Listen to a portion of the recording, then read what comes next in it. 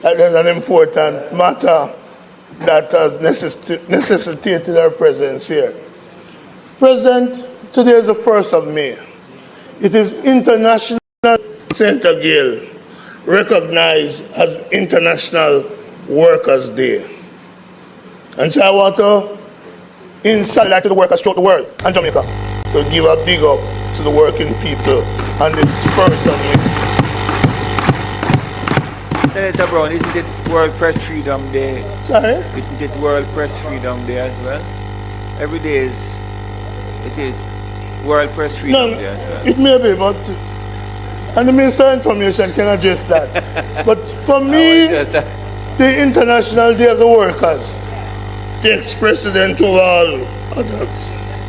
President, since I mentioned workers, it is well known by now that I am instructed by doctors in another matter elsewhere, and I'm waiting for the result of that. Yeah, money for the doctors. They're working at 2021 rate of pay when they do the overtime that is required of them. So I'm going to use, President, to speaking after doctors. Doctors who instruct me. And so in the Senate, I'm speaking after the one doctor, one medical doctor that is here. And he said some nice things for which I agree. And so it forced me to go to the Bible to find the appropriate text. And I found, Floyd, Luke 4, verse 23. I believe it says, physician, heal thyself. That's what it says? Physician, heal thyself. Mr. President, I don't use Facebook because in 2012, when I became a senator, I'm looking at you, I don't know if you was involved. Some people created a Facebook saying it's my Facebook, using my name with a whole heap of dirty things. And I said to myself, you know someone, you will never join the Facebook community. So they attempt to pretend it's Lambert Brown. Wouldn't be supported by my giving any dignity to Facebook. So I don't use Facebook. But today, May 1st, is a kind of unusual day for me in the Senate, President. Because 3 members of the government side have spoken. And not a single one of them used the words, Dr. the Honorable Andrew Holness. It's a shocker for us over here.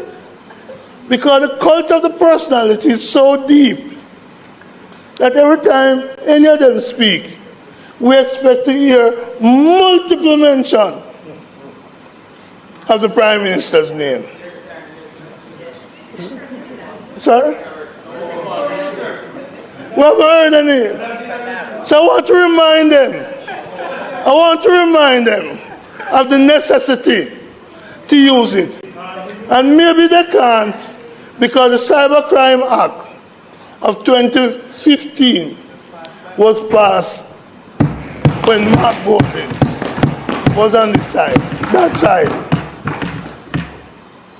So we find it, yes, we find it very interesting that they are at one with the cybercrime bill.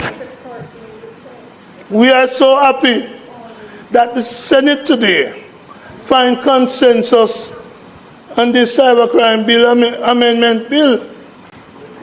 And it comes from the process adopted and the process designed from 2015, that there would be a review of the bill, and that review would go through a joint select committee.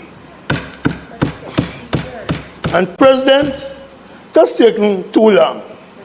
And as Senator Small Ferguson pointed out, what we should be doing is just like how you license your car every year, we should be reviewing cyber issues because it's moving so fast, so rapidly, that we should be looking at it, have a team in the respective ministry, constantly reviewing and updating the Parliament. The JSC model works. It allows for reduction of controversy. It allows for removal of conflicts. It removes confusion. So the joint select model works. A big bill, for example, this bill, for example, the joint select committee was able to meet virtually because our standing orders have changed to allow for virtual meetings. When Senator Gale and I sat on the BOJ Joint Select Committee, Senator Gale, we were meeting on Saturdays, led by Minister Clark. We were meeting in the luxurious facilities of the conference rooms at the BOJ. And we took the parliamentary staff down there. So it's clear to me that a joint select committee can move and meet with dispatch. But the value of a joint select committee is such that it allows for harmony in the Parliament, and nobody needs to touch what needs to be replaced with mahogany and blue maho, the mace.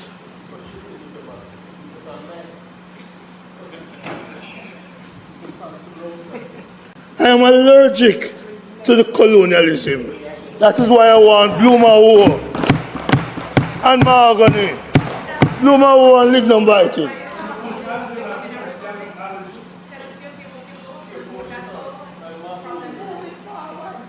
So the model of the Joint Select Committee is one that brings benefits to legislation, and I recommend to the government that we use Joint Select Committees to avoid controversy and to get as much harmony and unity as we can on legislations.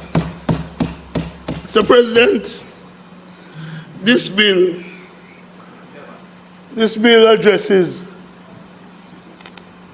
in part, the Interception of Communication Act. It makes an amendment. I think you said intersectional, but you meant interception. Yes, it does make a change. And it's interesting because the Interception of Communication Act that we're going to be amending is a 2002 legislation, again by the PNP government.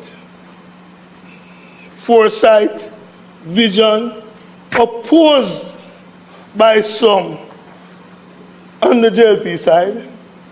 But today, they laud its use in the reduction of crime and the reduction of the murder rate. But they will give no credit to those who had the courage to do it in 2002. Just as they have no courage to give credit to those like Philip Paulwell, who stood up and ensured the telecom revolution, yes, on which much of the cyber activities is founded. We recall We recall the objection to the Universal Service Fund, which allow for all the expansion of Wi-Fi and other facilities.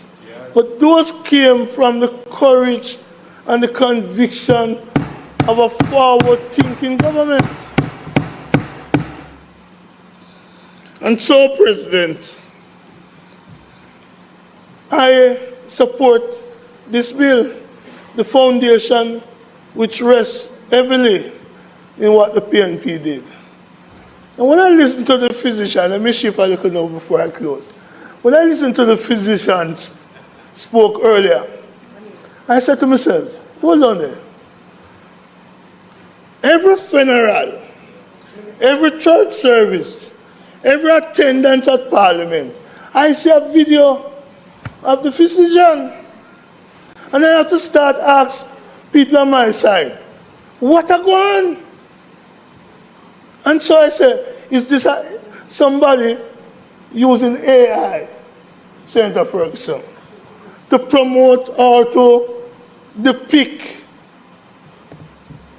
the senators power hungry or PR sensitive? But people said to me, no, it's a physician who sees the need to use the technology. Ask Senator Tomlinson. I don't want to ask them. Ask Senator I want to ask him. Oh, you do it? Ask Senator Tomlinson now to do it. I want him to tell me how he does it, so that I too may benefit from it. So when they say all these, every speech you make, get some PR on it. Sometimes you say, Senator, the problem that you have, maybe you have to have the content to get the coverage. No. I will tell you this. If you look at the news media, I am one of the most covered persons, but I don't ask anybody to do it for me. RP anybody to do it for me. So I don't need, it's not the content issue. It is the ambition. I probably don't have the ambition to. Right? So, President, I'm finishing. And I'm going to crave your indulgence to say something. I'm going to crave your indulgence to say something. And I hope what I say, President, does not get you or me or both of us in trouble. I just simply want to say, President, I appreciate, Lambert Brown, appreciate how you have handled this debate, including your response to Senator Bernard. We may not agree with you, but you do it with decorum. Thank you very much. No, let me finish. I am speaking, and I have 16 minutes, and I am simply saying, I appreciate the fact, President, that you have handled this debate and other debate with decorum. You have treated the members of the Senate on both sides with dignity. With dignity. Thank you, Senator Brown. No, let me finish. With dignity. Because sometimes people out there think we are at loggerhead. And I want to give you credit. I have watched Parliament elsewhere, in the region, in the world.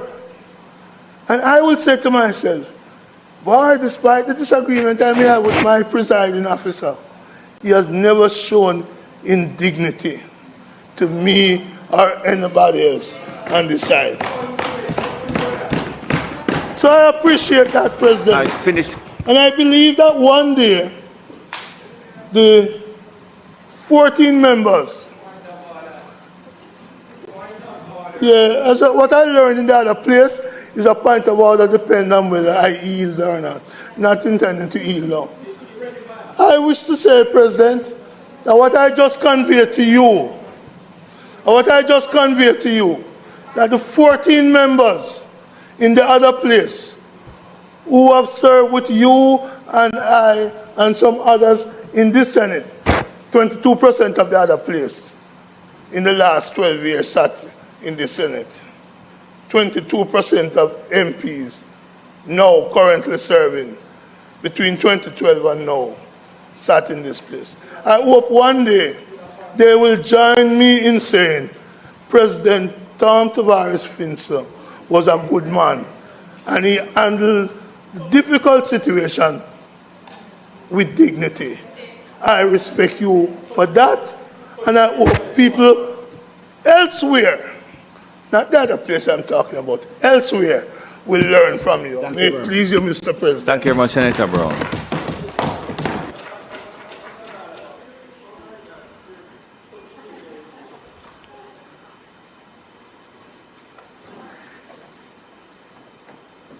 Eh?